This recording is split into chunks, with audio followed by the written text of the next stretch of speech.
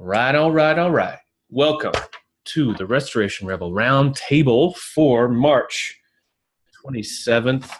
Got a full house tonight. I'm excited. Got a couple things to talk about, but mainly I just want to open it up and solve some problems for some rebels tonight. But before we do that, we start every meeting by reading the rebel commitments. I think I'm going to review our mission, vision, and strategies as well, just until those get set into place. So here goes. The Restoration Rebels. Our mission is to take back the restoration industry that we love. Our vision is a united family of viable and vibrant restoration professionals operating in an environment of shared prosperity and self-determination.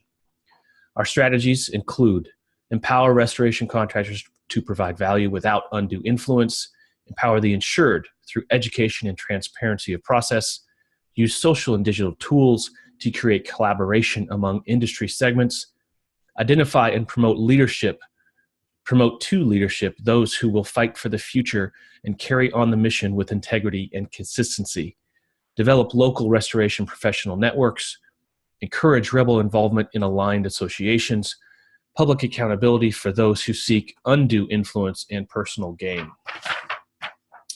So along those lines, in order to maintain clarity of purpose, we ask that every member of the rebel community make the following commitments. Commitment number 1, I will protect the value of my services. I will not devalue the services of another professional by providing anti-competitive bids. I will never provide free services, as this would only serve to erode the value of similar services industry-wide. Commitment number 2, I will practice incredible transparency. I will explain our processes and details to my client. I will never hide details or manipulate reports. I will never communicate with a third party without also communicating with my client. Commitment number 3, I do not believe in competition. The restoration professionals in my market are a part of my community. I will be an active member of that community. It is our unbreakable unity that will create the change that we strive for. Commitment number 4, I am willing to walk away from any project, client, or contract that is not compatible with my values and stated mission. Healthy relationships do not require us to give up money, sleep, or our humanity. I did it! And I don't even think I stuttered. I really don't think I did. And if you call me out on it, shame on you. All right, y'all. We've got 22 people in the room. We're just closing up on 5 weeks until the Restoration Summit.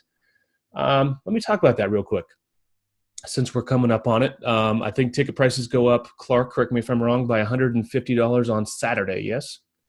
So get them while they're hot. Get them while they're hot. You can go restorationrebels.com to go pick up your tickets / events, I believe is what it is. So I had OP Almaraz on the phone yesterday. He called and said we're getting some details as far as what he's planning on presenting. Tim Bauer is going to come with him. Very dynamic duo. If you've never seen them, check out restorationmastery.com. Excuse me, really, really good guys. That burp was brought to you by Breakside Brewery, Wanderlust Beer. Sorry, Portland, Oregon. So our goal for everyone who comes to the summit, we want to change your mindset. We want to improve your machine, and we want to teach you how to do your own marketing. Mindset, machine, and marketing. First off, if you don't believe that you can name your own pricing, if you don't believe that you have the right of self-determination, if you don't believe you're capable of being a successful, maybe you don't believe you deserve to be successful in your business, we need to change that mindset. We can't teach you how to do things that you don't believe you're capable of doing or are allowed to do. So machine. The Restoration 2.0 business, in order to survive in the next version of this industry that is coming hot and heavy on us in a major way, disruption is upon us. It's happening every day. We need to be different restorers. We need to have different machines. We need to be leaner. We need to be able to scale up faster. We need to be more efficient. We need to know our numbers. Yeah, and let's be honest. I am a terrible businessman. I don't know my numbers as well as I should. And I think there's a lot of people that would raise their hand if it was just me and them in the room and they weren't embarrassed about it and say, I don't know my numbers as well as I should. Jake, good on you, brother. Honesty. we can all learn how to be better business people. And the better business people we are, the more money we make. The more money we make, let's be honest, we want to provide for our families. We're not in this to run a charity. We want to provide for the families of our employees. How better to do that than to get another 16% gross profit? Because we can and we should. How better to do that than to find ways to just make your processes more efficient? Okay, so we got the mindset, we got the machine. Now we need to go get business. We all recognize, if you're in this room, you recognize that TPAs do not need to be the lion's share of your business. That's maybe the understatement of the week. So what do you need to do to go get the business that you want? How are you going to market yourselves and your businesses to go get the clients to make up for maybe you're going to be losing volume when TPAs go away, or you're moving away from TPAs intentionally, or guess what? They could just go away on their own, right? It happened with the PSP program, State Farm. They just overnight went away, and then overnight contractors went out of business. We have control over that, but we have to choose to take that control. So those are the three things we're going to concentrate on at the summit. Everyone that comes is going to be put in a cohort group of 4 to 5 fellow restorers, fellow rebels. That is going to be your accountability group going forward for the next 6 months, depending on what commitment you guys want to make in your own little groups. 6 to 12 months, you're going to be meet on a weekly basis over the phone or a video. We are going to help with that end of it, but you're going to hold each other accountable to implement the things that you learned at the summit. You're going to come away from the summit with the commitments that you are willing to make. Hey, in the next 6 months, I want to improve my AR. So this group is going to help me improve my AR. Or in the next 6 months, I'm going to build a digital marketing machine where I had none before. And this group is going to help me with that, with the implementation and the accountability of that. So anyway, that's any questions on what I just went through as far as what the summit was going to entail? Come on. That was the first you heard of it. Come on, just one question, just a softball question maybe? I mean, just hey, where can I sign up? No softball. No questions. All right. Well, hold them. We'll come back and go from there. Now, the second thing we do every week is we introduce people who are here for the first time. And I see Mr. Ofer Kedem right in the center of my screen. Ofer, where are you from? What are you doing? What brought you to the Rebels? And what else do we need to know about you? I don't think you have enough time.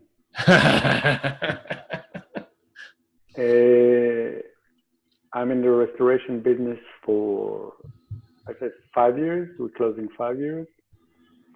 I got this business by mistake, of course. Didn't we all? Good mistake. And we started basically 2-minute event with a franchise that I have to mention the name because I'm from it.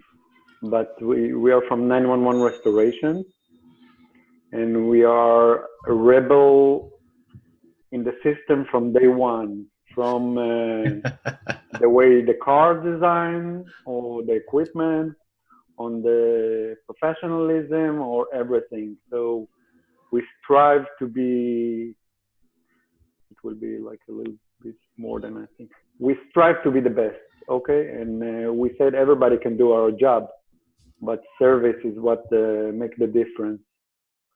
So we started 2-minute event, and we now a little bigger and change everything about, trying to change everything about how we think. And I heard, I think in one podcast here, I think Clark said, to determine if to go from the 1.5 million or a up or change. And I talked with Clark also about doing a lot of stuff. So we we rebel by our destination, and we're trying to see how we fight all the time with adjuster, we fight all the time with program, and we strive to get better. And it's a great fit for us, this kind of situation, revelation, revolution. All of the above. Love it. Love it. Hey, Clark, can you run this for a little bit? I got to take care of something outside here. Yeah, I've got it. Let me change my view so I can see everyone. Yeah, Ofer, thank you. And did you see my Ofer? I was holding up my fingers. 5 million. That's your goal. First off, Jason Heidenreich was asking for help. So, Jason, I don't know if you made it in. Who else is here for the first time besides Chris Laney? Okay, Chris, go ahead and introduce yourself for the first time for the group. Although you're not new to the group, you're just new to the roundtable. Yeah, I'm Chris. Can you hear me? I can. All right, I'm trying to figure out this system here. But Chris Laney, I'm from Fort Wayne, Indiana. Yeah, Clark got me onto Facebook, so somehow I guess I'm going to join some of these conversations. But I've been a part of the restoration industry for the last 15, 20 years, and we do just mitigation, so I see the industry from a little bit different angle than some guys, but I'm here to stay. I've been around some of these things, but at times just haven't joined some of the conversations. So. Hey, Chris, tell everybody who might or might not know who in the room, who was a good friend of yours, that a big mentor of yours in the industry? So my biggest mentor, I met Kurt Bolden in about 2004, and myself and Kurt spent a lot of time together in the lab and a lot of time together testing new equipment.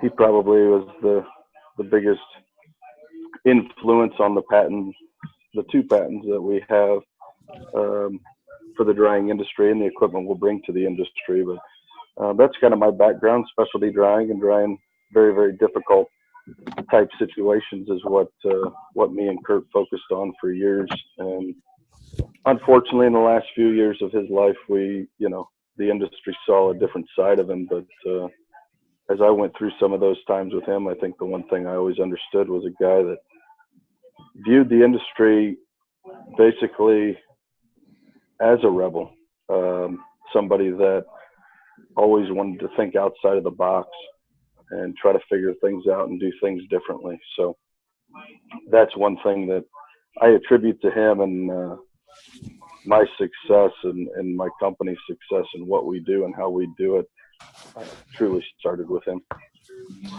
Well, I didn't know Kurt personally. I just know him by reputation, which is quite a reputation. But I can safely say I think he would have been one of the head rebels of this group. Really brought a lot of knowledge, stood against some of the BS in the industry and stuff. So thanks for pointing that out, and welcome to the group. It wasn't all me. Me and your wife actually transpired a whole plan to get you here. Greg Halloland, I don't think I've ever seen your name here before. Do you have a microphone? Greg Halloland. Maybe not. What about you, Stephen? Is this your first roundtable, Stephen Ardeno? This is. Well, welcome. I've watched, but I haven't ever had a microphone or a video. Well, welcome to the group. You've certainly been a big part of our ecosystem for the last 6 or 7 weeks, and in a positive way. But you're very vocal and very and very open. So, why don't you introduce yourself for anybody that doesn't know who you are? Here in Conway, Arkansas, and originally from New Orleans. Lived there for 25, 26 years. Actually went back during the floods of Baton Rouge in 2015 and got my first taste of restoration work. Me and a buddy of mine went down there and decided we were going to volunteer and help some churches out down there, and wound up he wound up staying down there and buying a house and still lives there. And but we enjoyed it. Got to see some of the devastation of water loss, and it got my appetite going for helping people that go through loss. And so about a year ago, actually about 6 months ago, after running a janitorial industry, commercial industry for 6 years now out of Conway, we've got about 25 commercial clients. We do a lot of big manufacturing companies here out of Conway, Little Rock, and we've got some good relationships commercially and in the janitorial, but profit margin is very little. And so me and my new business partner decided that we were going to step out into restoration, and got our certifications through IICRC last year, and looking to grow in that area some more as well. But we started in January 1st and hit the door running, had a 2-story loss right out the bank, and got that from a guy that works for me. He knew a lady that had the 2-story loss, and it was in there for about 4 or 5 days. And right now we're sitting, took us about a week to mitigate everything and another week or two to dry out. And we're supposed to be getting paid this week, hopefully. And that's another story in itself. But our first job was $47,000. And it was pretty nice to get right out of the bank, to come out the door with that swinging in January. We've had about 8 or 9 other small water jobs, and just people that I do business with that had a toilet running for 8 hours. And called me up and said, hey, I know you do business with me. I need you to come take a look at what we got going on over here. And so I just started. It was like we're getting about 1 to 2 phone calls a week for the whole month of February. And is that all based off networking referrals, or you just people that I knew from the commercial side of janitorial that we've been running for 6.5 years? Yep. People that I did logo designs for me. He had a toilet running for 8 hours. They came home at 11 o'clock at night, and he called me, and we went out there, and one of the big things that I do, and it's not really big, I'm not a marketing guy. I hate sales. I know that's sad to say, but you're so awesome, you and I. I'm on Facebook, online garage sales.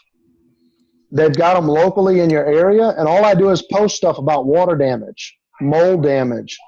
Yep. And lo and behold, somebody saw me one day, called me out, and I had a $3,000 to $4,000 little water job.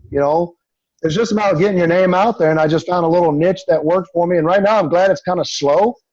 I'm not a pressurized type of guy financially right now because we've got contracts with janitorial. So it's not like I have to have a water job every single day coming in. I can take 2 weeks off, but I've still got revenue coming in because of, just diversifying my business in different avenues. Hey, Stephen, I wanted to say a couple things. First off, thank you for the story. And I think we have a unique opportunity. You might can be a study, so to speak, for this group starting January 1 from within, somewhat from us being here, like to watch almost like a baby born, like your first time, and as you go along. So I guess the first quick thing is knowing today is March 27th. From January 1st to now, what would you have done different in the last 50 days that you didn't, like, what did you do now that you didn't know then? Like the biggest thing to take away. Oh man, I just watched a podcast that, I don't even know if it was a podcast, but it was an interview that Andy did today, or he posted it today, with a former adjuster. And I took a lot away from. Come back. I'm going to interview him 4 or 5 times. That guy was deep. I think the biggest thing as a new business owner, I went into this thinking money, going to make some money. But one of the biggest things that I learned today from that podcast, and I guess it's about, the Rebel Group is about sharing information. Information that I didn't get from my WTR class or WRT class. They teach you a lot of, hey, let's get this test done and here's your certification. But man, over the first 3 months, there's things that Blaine has called me on and said, "Hey man, let me give you some advice on that." Mr. Sweet, I call him Mr. Sweet. He hates that, but Sam Fernandez was the one that I had a 2-story loss. He called me up and I was out from 11 to midnight, and he was on the phone with me the very first night that I had that call, and he was just talking me through different processes. I don't know this guy. He's from Idaho. I never met him before. But I think the biggest thing for new business owners, believe me, I think the biggest thing for new business owners is the ability to have a group like this that says, "Hey, I've done this for 15 years. I don't know it all, but here's something we've done." Absolutely. Absolutely. And I can say that because Sam is actually sitting the bottom left-hand side of my screen. Well, I can't see everybody. I'm learning the whole social media thing, so I'm very new to it. So I've got 4 guys on my screen, and that's it. Oh, well, you got a small screen, right? You got the I'm on my phone. Yeah, your phone. Yeah, I've got Samsung. I got the PC version, so I'm seeing it all. So, Stephen, I wanted to say something else. I think that you have something that I think a lot of people, business owners and managers here, there's this anxiety that comes from needing that next call. And I think you said it a while ago. You have this other diversified business that you have an income coming in from, and it obviously wasn't enough, and it wasn't what you wanted to retire on. But a lot of restorers are worried about that next call and that check, that $35,000, $40,000 check that you're going to be getting from that adjuster means everything to someone that's going to fund the next job. So what I take away from that is more people, and I know Robert Kiefer is going to be at the summit. More people need to start getting into other things that might not be insurance related to kind of supplement for those slower times and the non-seasonal and the non-roller coaster times. So, and then the last thing I wanted to say, Stephen, is as you were talking a while ago about what this group was about, we'll of course get your permission, but that might go into a Rebel commercial at some point, because that's all we're about is that. There's no hidden agenda for this group right now. There's nothing. Right now, he says. Right now. I didn't mean it right now, but I mean ever. But I mean, today, it's still the same thing as it was November of 2 years ago, or whenever we really sat and started talking about this group. So thank you for pointing that out. Andy, I guess you're back. Somebody typed that you're an asshole. Did you know that? Oh, come on. I mean, at least wait until I'm like not even going to come back in the room to say that. Well, I think what people are doing is using whatever this glitch is that everybody has my name. They're using your name. They're using my name for that. Hey, how about the Clark Brown sitting in his truck with the blue shirt on? Who's that guy? And Greg Halloran was. I wanted to get to know Greg. Greg, yeah. Why don't you introduce yourself, Greg? I'm going to unmute you. How are we doing, fellas? There we go. Doing well. Well, I've kind of been on the outside looking in for a while, following Andrew quite a bit on LinkedIn. I've been in the industry going on 25 years, in and out, one form or another. And, I've heard Andrew quote it, write it. There's change coming, and it needs to happen. I'm not scared to take a stance. You meet a lot of people in this industry that have bought into that idea that, well, it's the status quo. Well, you know what? They used to ride horses to school too. Sure did. And it really, I'm on a delicate spot here with the company I work for, because they're very, very program rated. Right. And right. that's a big piece of their work. And I'm questioning them daily. I've always been the type that I want to know why. And just because somebody says, well, that's the way it is, I'm not buying that. I had an adjuster the other day send me an email response to one of my bills that he would just like me to remove the emergency charge. So my response was, well, why don't you explain to me why? He says, well, it's because it's part of the program. And I said, well, why don't you look at it this way instead of your way? I had to stop, rearrange my entire day, I had to reroute 2 crews. There's that costs money. And just because we didn't charge you in the past, times are changing. And I said, I'm not taking it off, and I'll expect your check. We got it. Of course you did. You know, we're the ones out there on a Saturday, Sunday night servicing their insured. And if they don't want to treat us with respect and pay us what we're owed, then I'll give that insured an option, because I do know carriers that will pay us when we submit our invoices. Yep. They're not estimates. They are bills of services performed. And, you know, a lot of times, I don't know, I love what I do. I love the industry, but needs to be a group of guys like this and gals that are questioning the insurance companies and the carriers. It has to happen. And Andrew, I got a man crush on you. Ain't gonna lie. You know, I love the stuff you're putting on LinkedIn. I love the way that you stand up and you know, I wish I was as versed in politically correct. You explain yourself so well. I'm just a dumb farm kid that depends on who you ask. I may not be so well versed in PC either. Yeah, I've been called out on that before too. So I don't know. It's a great group. I'm looking forward to the conference. I have not purchased my tickets yet. I'm actually trying to bring a few of our higher ups with, Good, just so they can see and listen. The program served a purpose, but that purpose is over. And I'm not going to let anybody dictate what I make. The value proposition is failed. Yes. Just the plain and simple fact of it. Completely. They just don't realize it. They're dead men walking, and it's not vindictive. I don't want people to lose their jobs. Right. I agree. But I really don't want restoration people to lose their jobs. So, if I'm going to pick one, I'm going to go with a winning horse. So, Greg, thanks for being here, man. What part of the country are you in? Minnesota. Minnesota. Aren't the Doshers from Minnesota, or are they Wisconsin? Wisconsin. Wisconsin. Okay, I did see you had somebody listed in Minneapolis at one point, but I haven't seen them participate in anything lately. Okay. We have a few people in Minneapolis, St. Paul. Okay.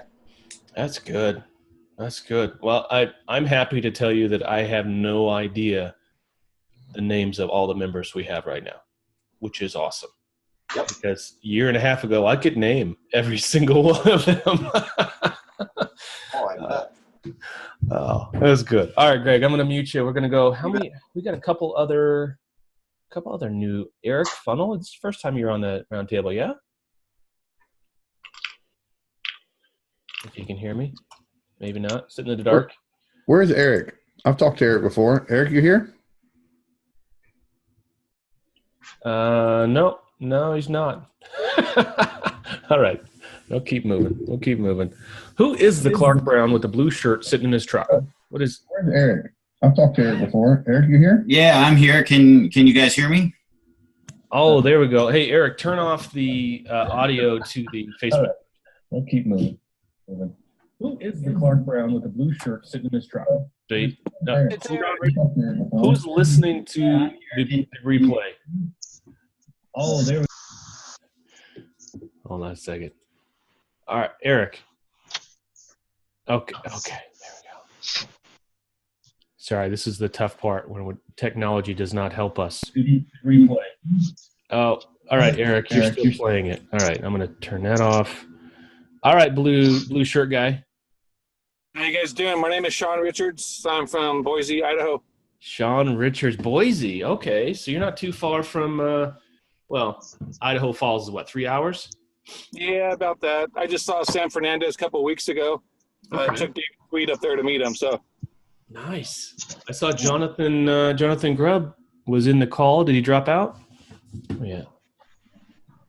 I'm here. Oh, there you are. Okay. So anyway, we like our Idaho people. What are you doing over there? I work restoration, obviously. I'm a mitigation manager for a company. We've got about 15 on the crew. Okay. Yeah, I just came back up here from Southern California. So glad to be out of that area. No offense to anybody. Yeah, I'm sure there's none taken. So are you doing mitigation only? We're a full service shop, but I don't deal with the repair side. Okay. I deal with just the mold and water. You guys doing contents as well? We do contents. Yep. Okay. You do them in-house? You sub them out? We do in-house. We've got OmniSense and Fireline, that type of deal. Storage vault. We just picked up a new building, about triple the square footage of our storage capacity. So that's a work in process, but it's going well. Good for you guys. Now Boise's got to be a cramped market. I feels like a cramped market. Is there a lot of restoration folks over there? There's a lot of restoration folks everywhere, Andy. You know that. I do know that. Yeah, it's true. There's room for more. No, of course. Yeah, there's a few independents here of us, and then of course the franchises are around as well. Green and yellow. Okay. But there's work for everybody. You know, it's a growing area. We get a lot of people into this valley every day, so it's growing. I figure with more houses and more floods and more work, so we're good. More of everything, and more 100-year events at 3-year intervals. It's just the way it goes. Hey, Sam, how far is Boise from you? Hey, sorry, I was keeping myself muted. We're about 2.5 hours, so we go down there all the time with those guys. We hang out, say hi, and in town. But you're right, Boise's Sean's doing awesome with that with Chris and everybody down there. But Boise actually has more restoration companies straight up than Seattle does, not per capita. How's that possible? Because there's no freaking regulations or rules in Idaho. So we got the guys like us that are trying to do it the right way. Well, not trying, doing it the right way. And then you've got too many guys that aren't. And and Boise's, what are we at? 900,000 people now, Sean? I don't think that many, sir, but probably getting close to that 7 mark. I mean Treasure Valley, not just Boise. Yeah, I mean probably about 7. Yeah. Not even 1 million people. That's a lot. That's a lot of. Well, it's going to be incumbent. That's a better word on you guys to close your circle, like bring the people in the circle, and then make sure you all know each other. So I was up in Spokane last week. I took a AMRT class from Dick Driscoll, taught that class, and a couple guys from the citrus companies and some other, 1 or 2 spot places. I threw out the Restoration Rebels. You guys need to check this out and see what's going on. So I don't know if it stuck, but I definitely threw it out there trying to get some more people to our cause. Yeah. It seemed receptive. So not Dick Driscoll. He wasn't liking what I had to say. I like to piss off old men, so the world is changing, and the world is different. I was reading some today that even 3 years ago, pricing was better. Let alone 1998 when I got into this thing. So someone had to fight back. Someone had to say something.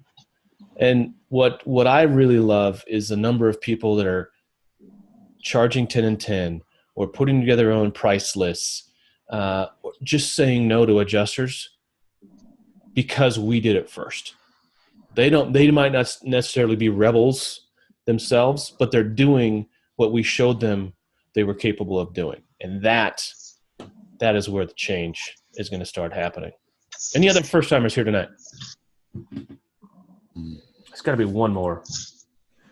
Somebody had Jason Heinrich. He's been here a lot. Okay. All right. He's in Phoenix. Okay. Oh yeah. Okay. There was somebody else. Christine, how you feeling? Good? Getting better? That's all right. Tired. It has been a very long week already. Oh, it's not even Wednesday yet. I know. So you're putting together. What are you putting together for the summit? You're handling speakers, yes? Yes. You want to let us know who you have listed as speakers? You have that list in front of you, or I'm putting you on the spot, don't I? Now you're going to put me on the spot here? I'll come back to you. I can come back. I want to. How about we close it out with you mentioning who's going to be speaking? How about that? All right. Thanks, Christine. Mr. Grubb, do you want to say something or just? Yeah, I'm muting. All right, I'm all out of first timers. I'm fresh out. So who has a problem we can solve for them tonight? Oh, somebody's raising their hand. A dark Clark Brown. Who's sitting in the dark? Hey, by the way, Andy, let's fix that link next week because this is all apparently from a corrupted link. I swear I did, but I'll try it again. Yeah. How many of you Clark Browns are clicking in from the link that I just posted today versus That's I don't think anyone is. Shouldn't I be. did the pin post. The pinned post. All right. Well, let's just delete that post and then we'll repin something else. Yeah. Okay. Yeah, Eric says if you right-click on your own video, you can change your name if it makes important or not, if it makes a difference. Perfect. All So right, we're gonna come back to Christine with the speaker. Is that what you yes, we said? are. There's a dark Clark Brown that has his hand raised. I'm going to unmute you. It's dangerous. Looks like you're sitting in the truck. What are you sitting at? Hey, can you hear me, Andy? There we go. It's Jason Harper. I clicked the link on the Facebook, and I can't figure out how to chat on my iPad. Ah, there we go. Jason Harper. Hey, man, welcome. Yes, sir. What part of the country you in? Savannah, Georgia, East Coast. That's right. We had a messenger conversation today. Yeah. Yeah, I got to apologize to everyone who messages me. Some people text me, some people email me, some people get me a Facebook Messenger. So it's all getting jumbled right now. Harper, yeah, go ahead, man. Yeah, I'm in Savannah. We do firewater storm restoration, the build back right now, and we're still tossing around the idea of whether or not we're going to get into mitigation through a franchise or try to add it to our current company that we've got now. Well, why don't you find a local rebel who does mitigation only? You guys can form a symbiotic relationship. Yeah, that's kind of what we do now as we work through them kind of as referral sources instead of TPAs. I'm new to the industry, probably 2 years to where I'm full-fledged. About 2 years ago, prior to that, I was a subcontractor for a bunch of big restoration companies, Belfour, and a lot of local larger name companies. And now I think we're probably, I would say on the build back side, probably competing pretty heavily with Belfour. So we're doing pretty good. I got one of a close friend of mine that got me into it to finally come on board with me. And he's doing phenomenal with teaching me how to estimate and stuff like that. And I've got the construction background. So the only struggle we have here, though, is finding good vendors to be able to help us get jobs done. Really? Yeah, it's one of the worst areas, I think, in the country, probably. I have a lot of trouble with that, too, man.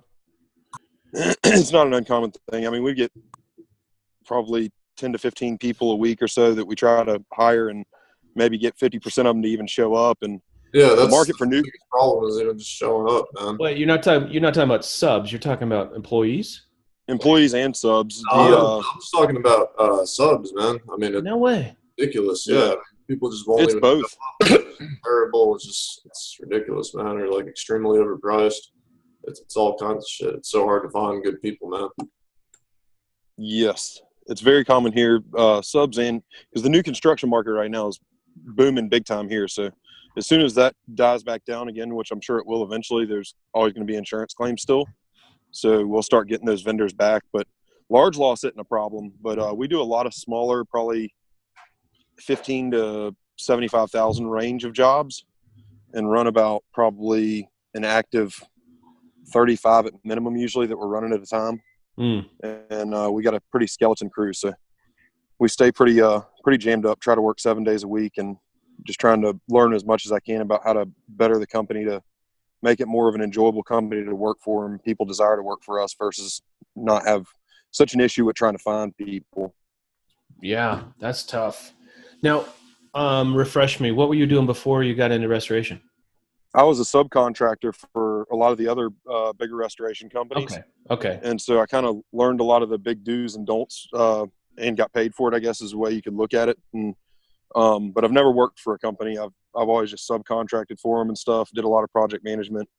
and started learning Xactimate and got the right people. And Hurricane Matthew hit like 3 months after I got my unlimited license. And so it was kind of a really good learning experience and a good stepping stone to have a good challenge before me, and kind of makes us set a higher goal each year too now. So then we had Hurricane Irma last year, which was a lot of learning experience with national flood claims. That was very fun. We're probably just now getting started, I would say, about on the 50% rate of all the contracts we got signed originally. Wow. Good for you, man. Well, welcome to the group. I'm glad you found us. I appreciate that's you letting me refreshing, join. man, to hear someone coming from repairs. Most of the people were like, yeah, I started out carpet cleaning, started out working for big companies, mitigation and everything, but it's nice to hear someone coming from repairs. I started out painting, man, and worked my way through things and ended up doing some mitigation and got into the whole restoration gig. But, and I've heard a lot of people talk about B&I. That's probably one of my biggest positive things that I ever did in my life was learn, to be able to speak in front of people and other things like that and meet with other business owners. And so a local franchise of a mitigation company here was a really close mentor of mine, kind of that pushed me to get into it. And he's a really good referral source of mine. He strictly will only work with Cincinnati, so it's nice. Oh, man, those guys are beautiful to work with. Yeah, we really like working with them. And so for Cincinnati, I would say that I really don't need any advice from anybody on that stuff. They're so easy to get along with. But everybody else, your typical big name companies, they're always a challenge. Still fighting that same State Farm claim that I was fighting before that I messaged y'all about on Facebook. No kidding. Oh yeah, it's a fun one. That's just sad. What's the latest? What's the latest hiccup in that claim? So the long and short of it was I was a subcontractor for a bigger company that was on the PSP program. So State Farm was one of my companies that I knew most of the local adjusters. So when they have a catastrophe, they send out all these, really intelligent adjusters that don't really know much, that just unbutton their shut. Yeah, right. So the original claim started out at I think it was like $26,000, no mitigation. The claim was from a tree falling and hitting the water heater while they were evacuated. So water heater ran for like 4 days and flooded the whole house. Adjuster came out and was like, yeah, it looks like y'all could just, mop up the water and probably just get some painting done and a new roof and you should be okay. And so after 4 adjuster visits, we finally got a State Farm, real State Farm catastrophe adjuster in the little vans. And he was smart enough to give us the most of it. The electrical was, it was an unsafe structure. So the electrical was not to be determined, the plumbing, HVAC system. So we had a lot of stuff that we left open with them and, said, well, we'll send in our sub bids like we always done. And he was like, yeah, that's no problem. So we did that at the end of the project. And lo and behold, the desk adjuster got switched to, I think, a third-party company. That guy has been – it's gotten to where it got so bad that at one point I told my client, I said, I tell you what, if you call your agent and tell them that if they'll fire that adjuster, then I will waive my entire supplement for that claim. Wow. And it's gotten that annoying, but he just, your tile showers are never an Xactimate pricing, item that falls in that category when it's custom. Are you having pricing issues or scoping issues? It was pricing and scoping at that time because we took over within the first 24 hours of the evacuation being up, we took over 50 claims and I was like, all right, we're not going to be able to handle this anymore. So we need to stop right here. We kind of took a break and backed up and I was like, some of these claims could take quite some time to get us paid. I don't know about cash flow. We did over $2.5 million and signed jobs pretty much within that first 24-hour period. And then we fired some clients and took on different ones. But the biggest part was that it was such a fast-paced time period that the adjusters wanted to get in and out. So did we. We had other appointments to get to. So it was getting a clear scope originally, yes, was probably part of the issue. Documentation, I found out, was definitely an issue.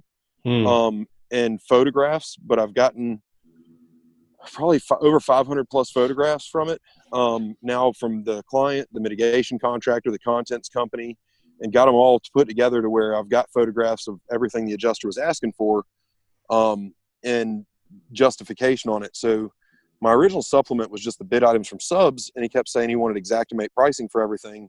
So I went back and I quite frankly, found a lot more than just my supplement on Xactimate pricing that wasn't included in their estimate.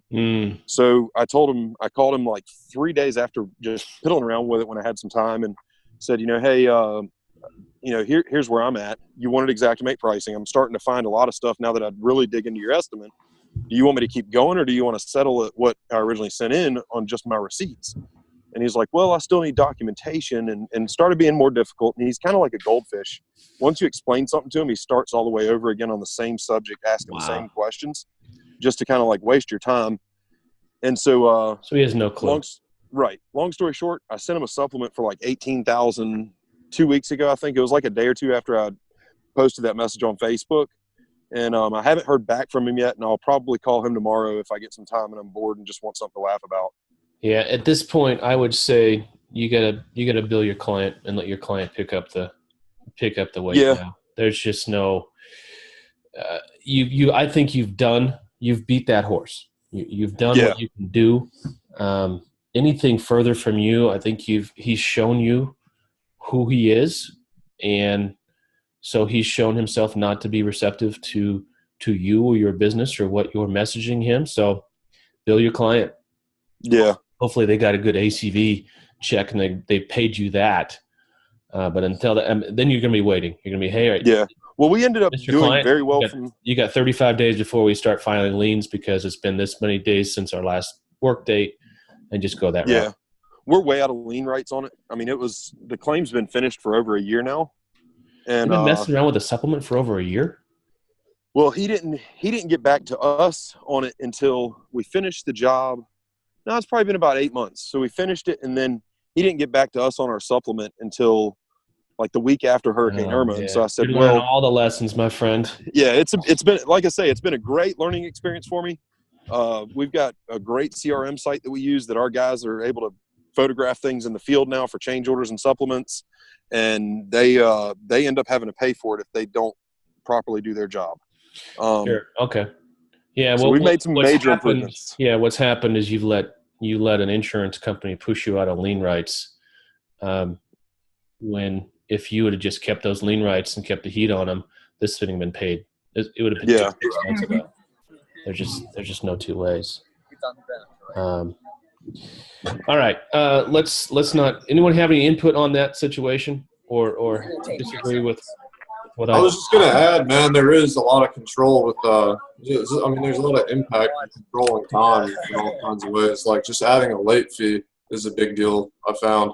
When I started putting late fees on stuff with like recurring every 30 days and stuff, it was like night and day difference of people sending in payments, and even if their insurance company is being really slack, they just pay it themselves, things like that, Just got to really put the heat on them, like you were saying. Well, the reality is we don't have the leverage. Unless we have an AOB or something like that, we don't have the true leverage.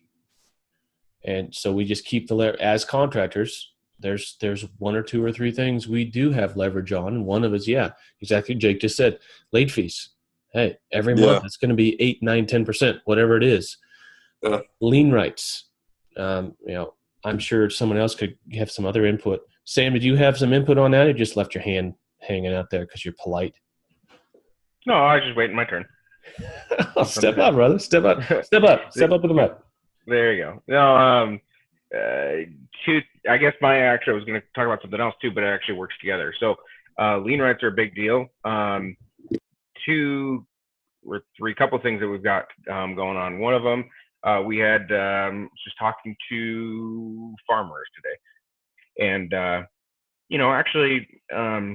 the adjuster called me back after I sent a response back to a bunch of his questions, and I wrote a super long email. Our claims, just for other people who don't know, our claims are generally much larger than the average for where we are in our location, resort town.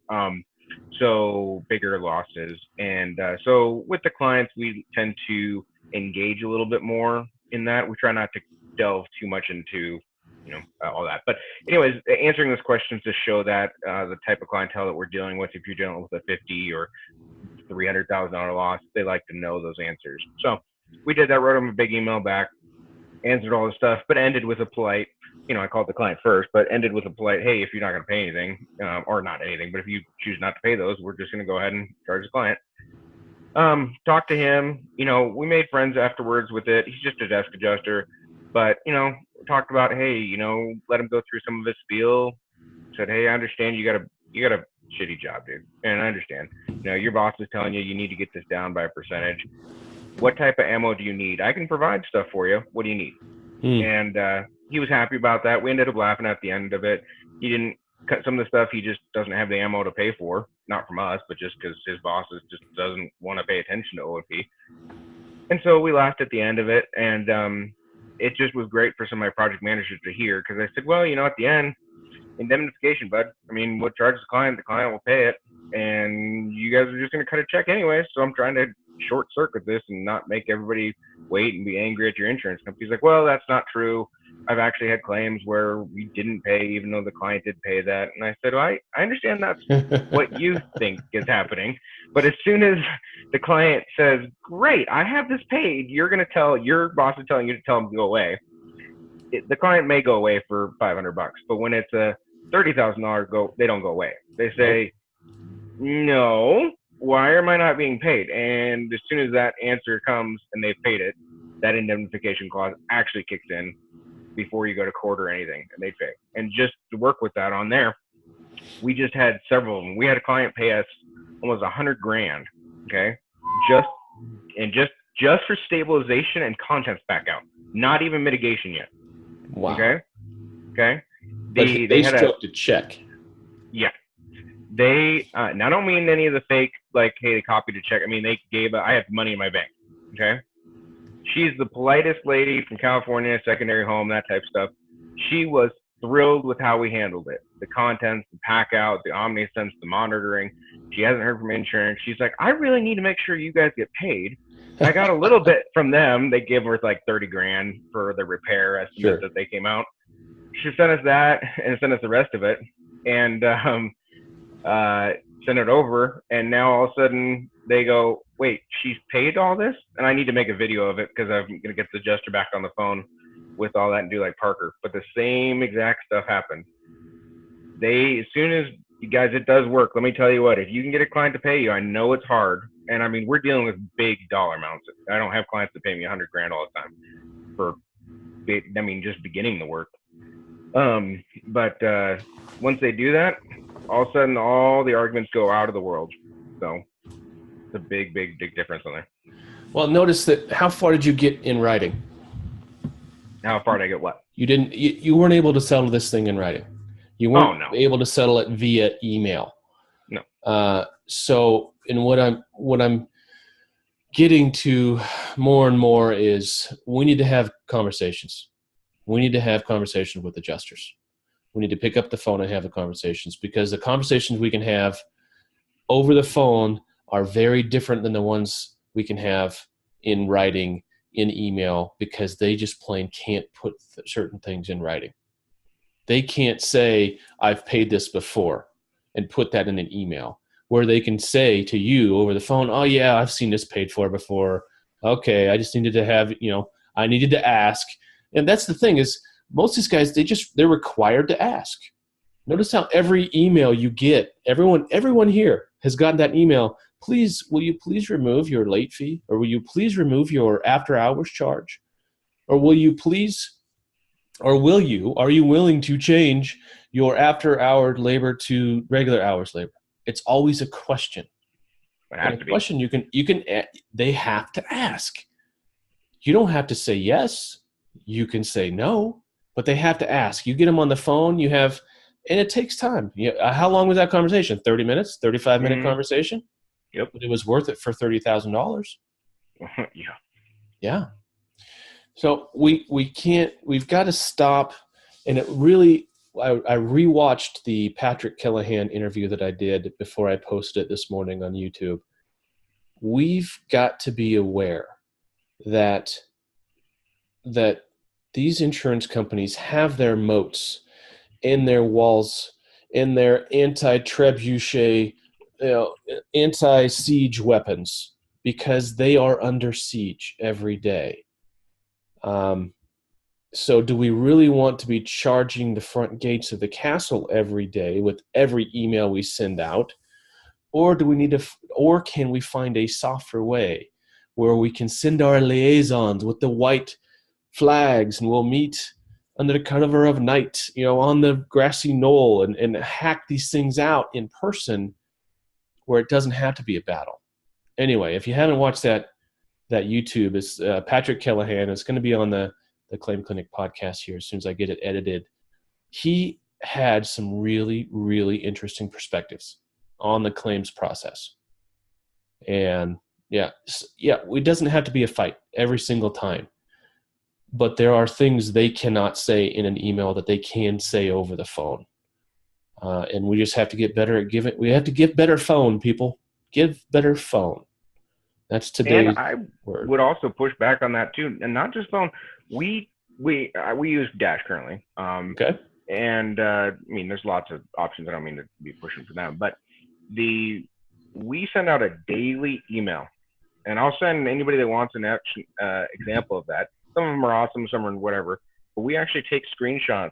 We use OmniSense as well for our monitoring, and we send out at least 3 screenshots: one of the DHU performance, one of the GPP, and that's interior, exterior, affected, non-affected, all that type of stuff, as well as the WME. Okay. When we do all of that, stop reading comments. I'm sorry. Hey, Ben, you probably didn't mean to put that in the chat, but I do owe you a conversation. So I apologize for that. But now that it's in the chat, I'm going to acknowledge that it is. Ben, I owe you probably an apology and definitely a conversation. I was getting around to that. So anyway, sorry, Sam. Go ahead. No, you're good. I'm glad. I mean, that's a elephant in the room, right? Where was it? Oh, emails. So daily emails, guys. That has been. There's a lot of things that we've changed in the last year that have helped us a ton. But one of the awesome things is that daily email goes out with those graphical changes.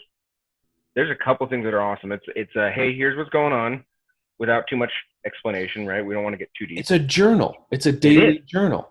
And so, at the end of it, yeah, estimators pay attention. We love this. At the end of it, my project manager goes through and says at the end of the daily summary, okay, he says just a little line by line, he says 2 techs, 2.5 hours each, content pack out, 30 minutes equipment monitoring, project management, 25 minutes, etc. Okay. Every day the insurance is already getting that. The client's already gotten it. And now if the project is 3 days, 10 days, 20 days, whatever that is that it's going on, okay, well, it's not 20, but whatever that project is that it goes on for, they've seen it every day.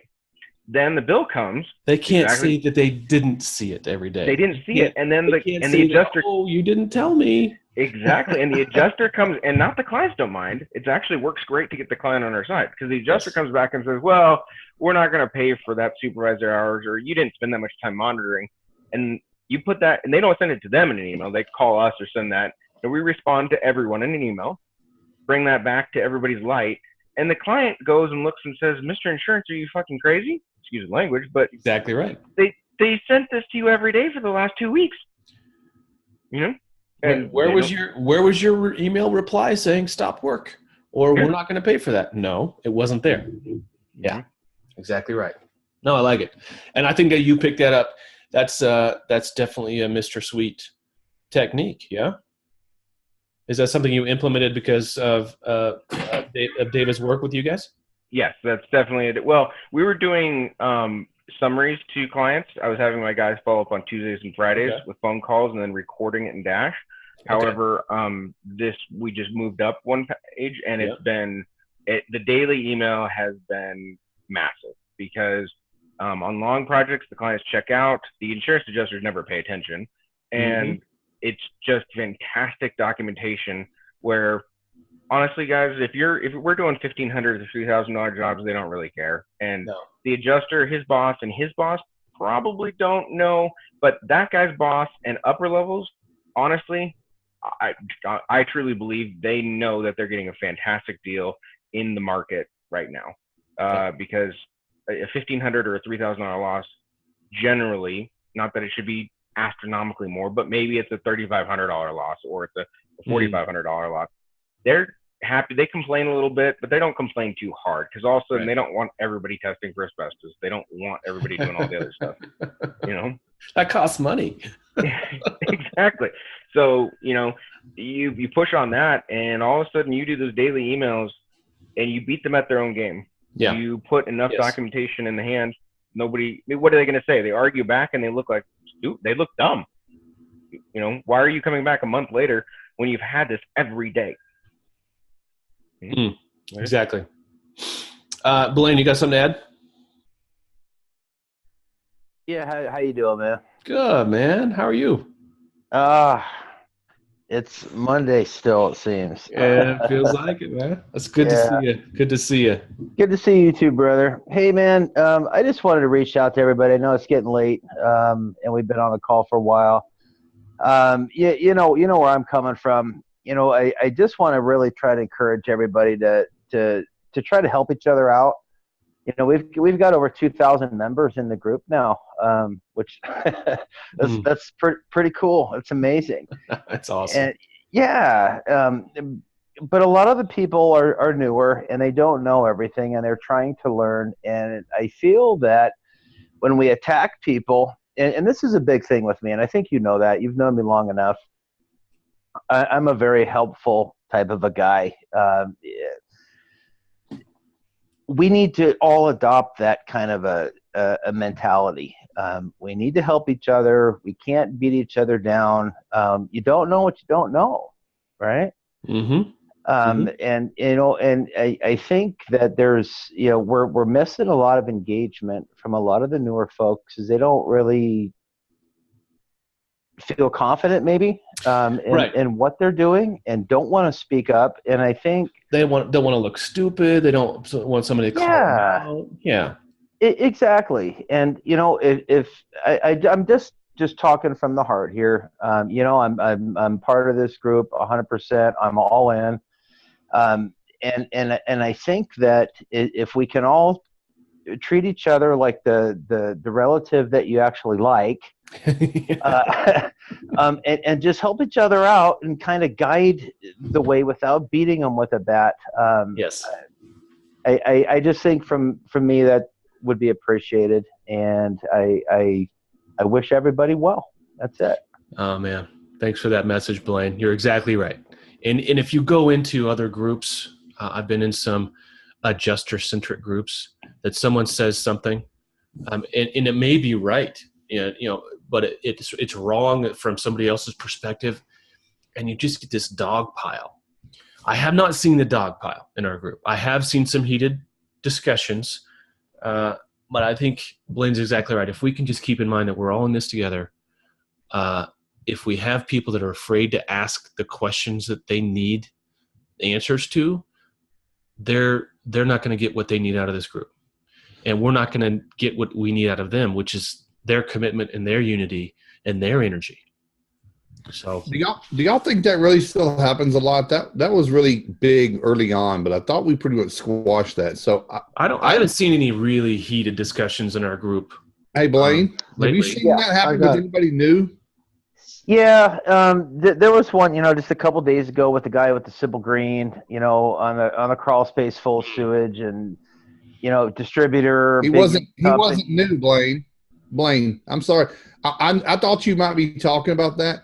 He's a outside sales distributor for one of the largest distributors. I know. And he's giving people terrible advice. And all I said was, that's terrible advice. Well, I know, but from there, then it just kind of went, you know, off the rails.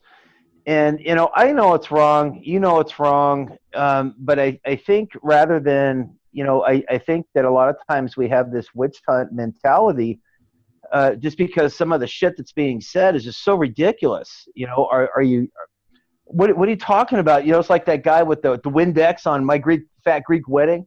You know, remember that guy? The Windex for everything. He had a Windex everywhere. Everybody was Windex, and that was, you know, his thing. You know, it's pretty funny, but you know, I think that it's so easy to attack folks. We'll go back a month or so to a kind of a controversial IH person that prescribes a lot of unique things, like vodka flavored with vanilla for mold remediation, you know, things like that. Just way out there. Way out there. Yeah. You know, I think there might be some validity to that. I don't know. I don't know the science behind what he's thinking, but I know that this particular guy, either right or wrong, he's been really into this stuff. And you know, you see the pile on the witch hunt. You know, it kind of like when the old days when you and a buddy had a disagreement, you'd stand toe to toe and maybe punch it out, and maybe you'd win, maybe he'd win, but that was it. Today, if you try to get into a fight with somebody, you're not fighting just one person.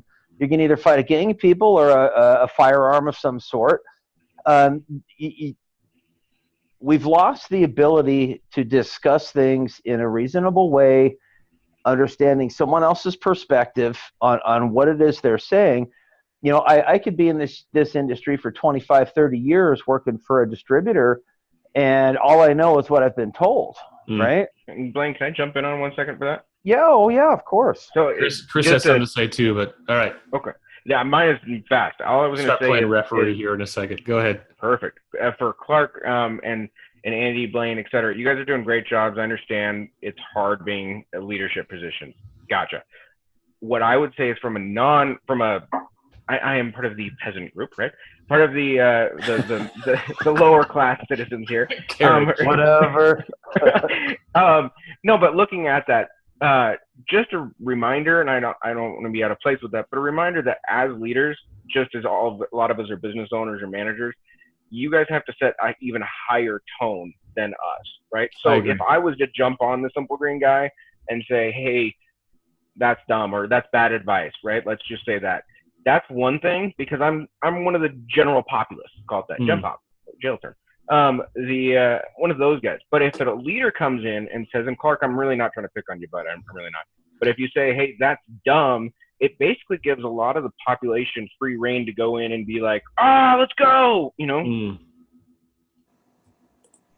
Okay. All right. And that's fair. You know, I'm not pointing fingers at anybody doing anything wrong. All I'm saying is the world we're in right now is a really rough place, and where we as rebels are is even a rougher place at times. And can be. It is, man. You know, saying no is a tough thing for some. Some of us look forward to that conversation daily. But you know, we have got to take a higher ground. And I don't know. That's all I got to say. You guys know where I'm coming from. Clark, I love you to death, brother. You know, I'd give you my right leg if I thought it would help you out. He doesn't need a third. It has, yeah. It's not an attack on anybody. I'm just trying to encourage a different thought process that will help enhance the mindset of the group and bring us together really for what we are. You know, we're doing something really unique here, and we're 2,000 strong, maybe a little more, but you know, there's millions of us out there that haven't found the right way to go yet. Yeah, you know? There's millions of people that haven't found their home. Hey, that's right. We want to bring them home. We want to attract them rather than repel them. Who was it? Steven just said something. Because, well, Chris, I think as a new guy, technically has his hand raised before Chris chimed in. So here we go. As a new guy, being in this group and asking tons of questions over the first month of being in this business, the critic has actually helped me to learn just as much as the guy who is the cheerleader. But I think when it does become a pylon, I think a leader does need to step in and say, hey, let's tone this down. And I think Clark has done that several times on issues that people jump on OMP, and you got three guys that believe it's in OMP on the line items. You got three guys that believe it's not, and they're fighting against each other in this guy's thread that's actually trying to get answers. I think that's why some of the newer guys may not be engaged in conversation yet. Okay. Because you get three guys saying one thing, three guys saying another, and there's nobody going, okay, as a leader, let's watch what we're saying, not from a policing standpoint, but just Hey, we're not against each other. Remember, we're Rebels United. Yes. We're in this together. Let's all talk about this. Let's have open communication and dialogue that's for the benefit of everybody. Absolutely. And let me before Chris, I have two things to say before I let Mr. Laney chime in on this conversation. We do exist. We take part in this group to raise the bar. We all need to raise the bar. We need to hold each other accountable to being the higher standard, if not the highest standard in our industry. That is the only ground that we can argue and fight from, which is the moral high ground, the technical high ground, I'm not saying righteousness, but I'm saying we want to be more righter than the next person. We need to have the best information. And part of getting to the best information is having these arguments, is having these dialogues. Because maybe through these dialogues, I get my mind changed where I thought that reality is one way and it really was this other way. So we need to have these dialogues, but they also need to be civil. Second thing I want to say, this is the social media news cycle. This is going to be over if you just walk away from the thread that maybe pissed you off, and really you got this instinctual reaction to this thread and you just want to go flaming the world. You step away from that thread for 2 days and you don't even look at it, it's gone, because the social media news site is just the thread will keep going down like ticker tape. So sometimes just take a break, just walk away from it. Walk away from something. If you can't bring constructive, really good constructive stuff, it can be criticism. There's nothing wrong with criticism. If you can't bring it though, just walk away. Just be the bigger part of it. All right, Mr. Chris Laney, did you have some color commentary on that? I'll be the first to admit, I didn't see this whole thing.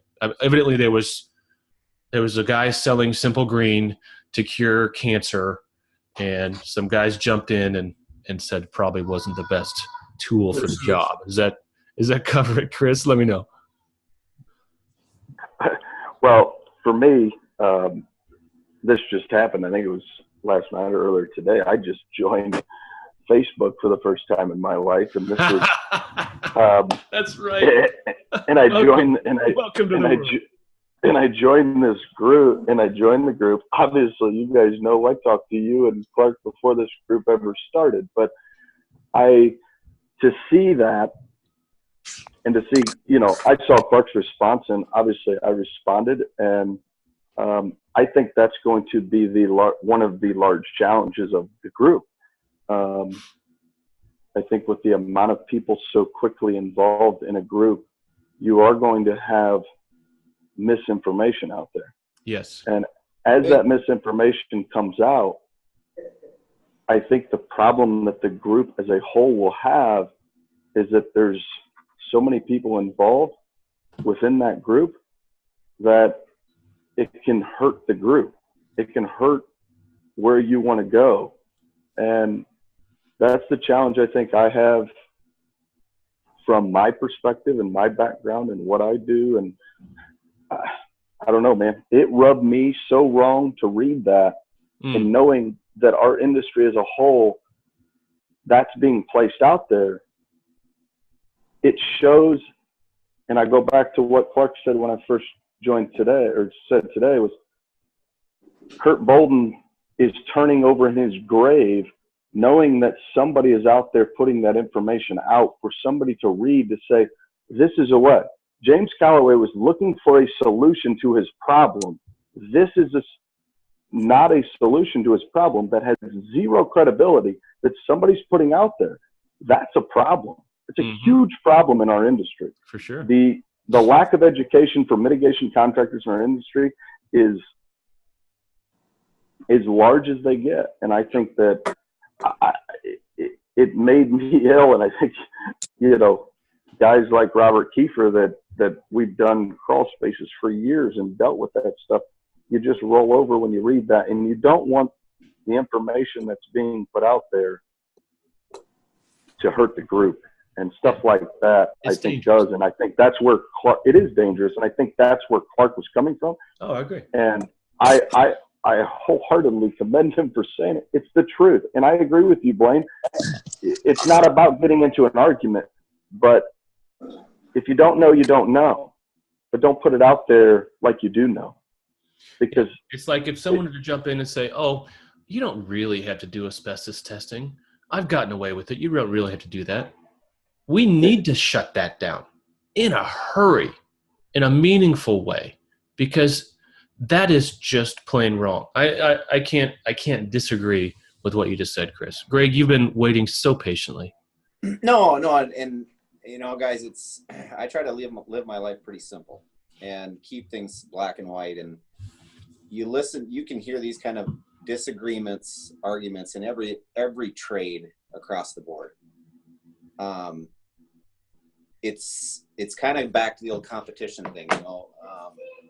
People get nervous when there's a new contractor that's brought into the market. Encourage it. Yeah, encourage you should. Because we should be helping these like. And I'm sorry, I don't remember the gentleman that talked about encouraging each other and building, you know, and supporting each other. We're facing a big animal with the carriers, and constructive, straightforward, respectful communication is what's needed. We're not all going to agree. I mean, because they're watching and listening, everybody. Just remember that. Oh yeah. Yeah, you know, and I think as contractors and mitigation guys, they're looking to us for answers. And you're going to hear all kinds of stuff. I mean, every one of us hears stuff from homeowners. You know, they talk to the neighbors, they talk to so-and-so, they heard the fake news, you know, and all that stuff. But be willing to be respectful of your peers, respect their knowledge, but don't back away from a tough conversation. But let that person vent, voice their opinion, and then just give your side. Maybe collectively there's going to be a better solution to a problem. Communication's key with everything, whether it's work, personal, or not, or whatever, however you want to loop it in there. We have to talk. And if we can't have adult conversations, what's the point?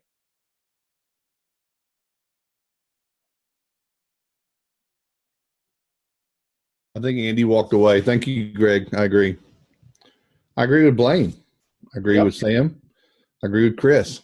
I'm going to let it rest at that. I'm just going to absorb this, but I will say that we can't hold excellence and be PC at the same time. It's just not possible. I mean, you can't be your kid's friend and their parents the same. Well, maybe you can, but you can't let children and your employees.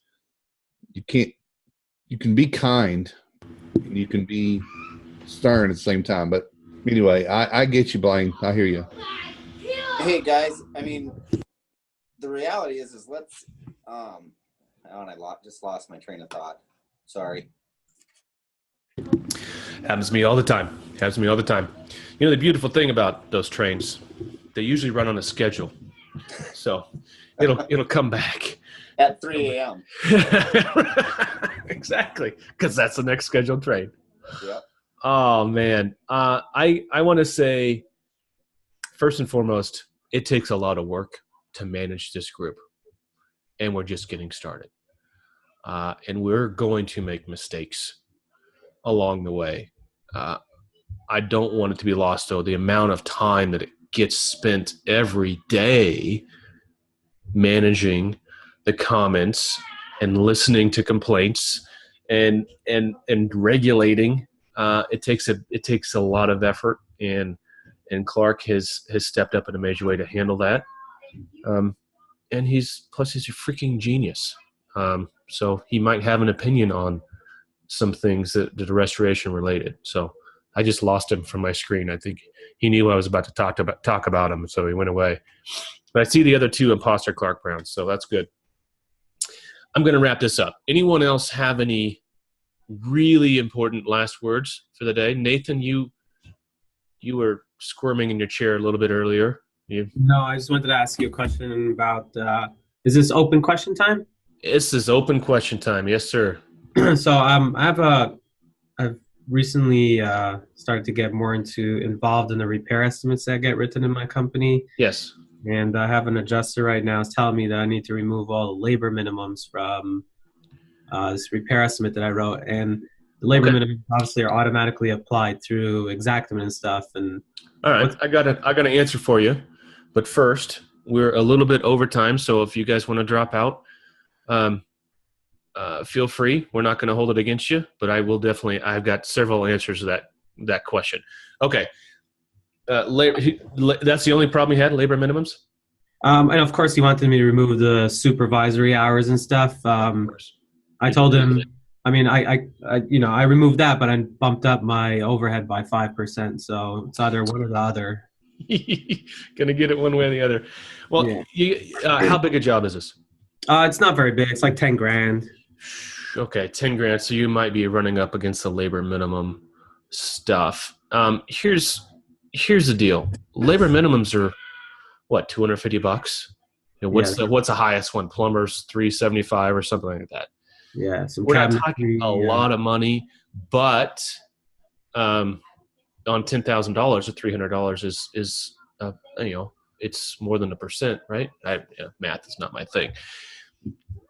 What you don't want to do is put yourself in a position where you're arguing over something that could be seen as arbitrary, and labor minimums are arbitrary. If you know something's going to cost you more than, let's just take the cabinet. You brought up cabinet, so you have a cabinet labor minimum in there. So what are you doing? You're resetting a lower or a vanity or something like that? Putting in a new one, yeah. All right, putting in a new one, yeah. And that vanity is going to cost you $175 at Home Depot. It's going to cost you another $200 in labor to install it, right? So you're right there. You're at $350. The labor minimum on that might be $375. Do you really want to argue over $25, or just want to put in your costs? Just argue it that way. Hey, this is going to take me 2 hours of labor to put in, but that guy has to drive there and drive back. So let's add another hour, because 3 hours of labor and material cost me $125 at Home Depot, but I'm going to mark that up by whatever my markup is. So mark that up 10 and 10 or whatever you're going to mark it up. Add your labor on top and come up with a real number that you can argue with. Labor minimums are hard to argue, because what are they? They're fluffy. They're not. You can't say how many hours are in this labor minimum. You can't, because it's not quantified. It's just a piss poor way of Xactimate of trying to make up for these smaller things. And we need to be more creative about how we go about arguing. I turn them all off. It's not worth fighting. I turn them all off. And if you know you have costs above what you can estimate, I put in for verifiable, quantifiable labor hours to get that done instead of putting in labor minimums. Fair enough. So I want everyone to stop using labor minimums. I think it's just a lazy, it's one of those fudge things I used to do as a new estimator. I'm like, oh man, I just don't feel like there's enough money and drywall in this room. I'm going to put a labor minimum in there too, because my gut told me. That's just it. An adjuster's going to see that and just go, okay, well, tell me why. Explain it to me. And you can't explain it. But I can explain 3 hours every day of the week, right? And then that begs the next question is, are your labor rates high enough in Xactimate? That's a different story altogether, which we can talk about. Does that answer your question? Yeah, that's it, man. And then you need to get with me about that estimating stuff we were talking about yesterday. Your gig. Absolutely, yeah. And I got your paperwork today. That Encircle stuff, very interesting. That's the first I've seen Encircle the printout, but I think that's something we can write estimates from that, no problem. Yeah, it's basically. I mean, I get you other stuff, but I just still wrapping my mind around exactly how you do what you do and stuff. But I think we'll get something. Yeah, I just take your information and spin it into gold. That's all. It's easy. I got a wheel in the closet. You start spinning, and gold and money's just fine out. Greg, you got something to add to that labor minimum conversation? Yeah, you had mentioned, you used a key word there. Hey, Andy. About me, Andrew, and it was feelings. You didn't feel like there was enough money in there. Guys, you got to take the feelings out of it. Yes. Keep it to something that you can back up with facts and like Andrew said, quantifiable. Quantifiable. Yep. Because at that point, it's a mute point with the adjuster. He can do whatever he wants or say what he wants, but you've got facts. And yes. And I've been classified as unemotional. Shocker. You know? But it's not a hill I want to die on. Yeah, exactly. You know? Yeah. So if you're going to die on a hill, make it sure there's a lot of gold there. Make it a taller hill with more gold. Go ahead, Clark. Hey, it's 10 o'clock. We were going to give Sherry an opportunity to talk about the speakers. Oh, shoot. I totally forgot. Let's knock it out real quick. We don't have to make it a long conversation. Is she even still here? Not Sherry. Christine. I thought Christine. No? I don't see Sherry or Christine. It's Christine. It's Christine. Yeah, not me. Sherry is here. I guess she's gone. That's all right. It's late. I forget. It's only 7 o'clock my time. What are you guys complaining about? All right. Well, until next week. Go get your tickets if you want to come to the summit in May. Get your tickets before Saturday. It'll save you $150. There's still a couple more rooms left at the hotel. So don't let the hotel tell you differently. They've been telling everyone, oh, we only have one room left. Well, they're dumb. Hang out. Just take care of each other this week. Reach out to a rebel. Maybe you just, if there's someone you've seen in the group, you're like, man, I need to talk to that guy. Call him tomorrow. Don't put that stuff off. There's never a good time. I take 4 or 5 phone calls a day from guys. You know what? I got a question. You know what? That's why we're here. We're here to answer those questions and help each other. So reach around, help each other out. Love y'all. And Stuart, keep making those videos, man. It's good for your long-term business, man. Appreciate it. Now, I got one more thing. Go ahead. Did somebody just say something about hotel stays? That's one thing we haven't done yet is book any kind of hotel. Do y'all have a Sheridan Music City? That we've got a room block or a special room rate, $188 a night or something like that. I think it's regular. It's like $350. So for Nashville, I guess $180 a night is a good deal. Right. So we got a block of rooms. All right, cool. Get in there, do that. And then when those run out, we'll just get a big old Airbnb and party it up. So, all right. Thanks all for being here. Get back in the group. Provide value. Give more than you take. If we're all giving more than we're taking, then that's the recipe for success. Take care, y'all. Ofer, good to see you again, brother.